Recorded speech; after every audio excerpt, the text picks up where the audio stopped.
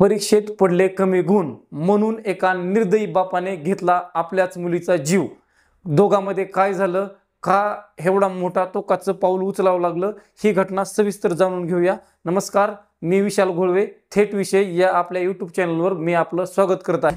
सांगली जिल्ह्यातील धोंडीराम भोसले हे नीलकरंजी या गावातील एका संस्थेवर शिक्षक म्हणून ते काम करायचे।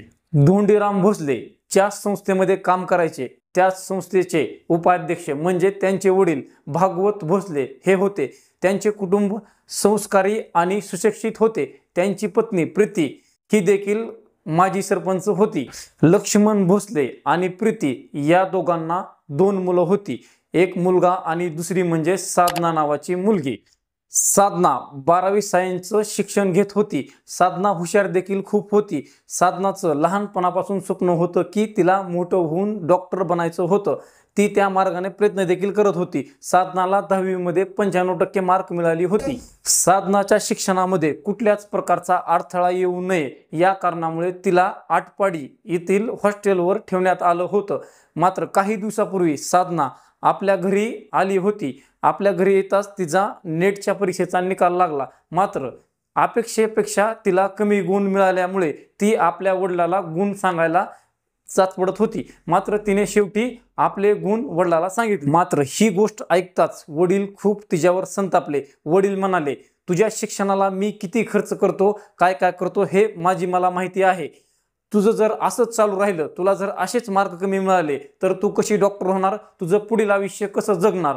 साधनाला देखील राग आला। साधना आपल्या वडिलाला माघारी बोलली। साधना म्हणाली, तुम्ही जर एवढेच हुशार असतात, तुम्हाला जर एवढेच मार्क मिळाले असते तर तुम्ही देखील कलेक्टर झाला असतात। मात्र तुम्हाला मार्क कमी मिळाल्यामुळे तुम्हीही शिक्षक झालात ना। हे शब्द ऐकताच तिच्या वडिलाला तिचा खूप राग आला। त्यांनी घरातील जे जातं ठेवलेलं होतं त्याचा खुट्टा काढला आणि तिला जोराजोराने मारायला चालू केलं। एवढंच नाही की तिच्या पोटात देखील मारायला चालू केलं। साधना खूप ओरडायला लागली। हा सर्व गोंधळ पाहून त्यांची पत्नी प्रीती दोघांच्या मध्ये धाव घेते, त्यांच्या दोघांचं भांडण सोडवते। मात्र धोंडीराम काही वेळ शांत होऊन डबल आपल्या मुलीला मारतात।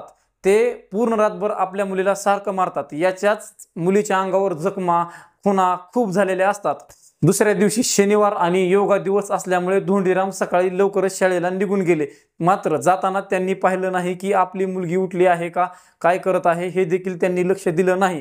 आणि ते दुपारी आपल्या घरी आले। त्यांनी पाहिलं की आपली मुलगी साधना दुपारी देखील उठलेली नाही।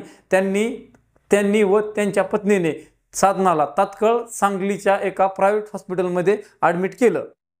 त्यांनी साधनाला ॲडमिट करताना कारण सांगितलं की आमची मुलगी बाथरूममध्ये पडली आहे आणि ती बेशुद्ध झाली आहे। डॉक्टरांनी तपासणी केली तर साधनाचा हॉस्पिटलमध्ये न्यायच्या आधीच तिचा मृत्यू झाला होता।